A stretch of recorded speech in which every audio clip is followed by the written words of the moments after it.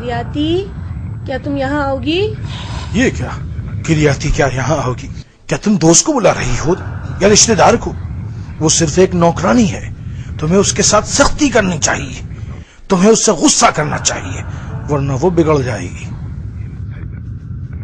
किरियाती, किरियाती। तुम अभी भी इसे बिगाड़ रही हो, इसलिए वो अब तक तुम्हें नजरअंदाज कर रही है। मुलाजिम तब सुनते हैं जब बेइज्जत हो।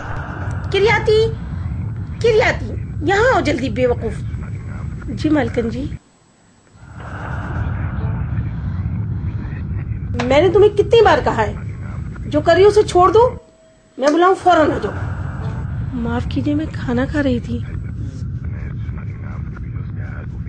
तुम्हें खाने के अलावा कोई और काम भी है? अपने आप को मालकन मत समझो। मैं तुम्हें अपने घर सिर्फ खिलाने के लिए नहीं लाई हूँ। इस महीने कोई तनख्वाह नहीं मिलेगी, समझी?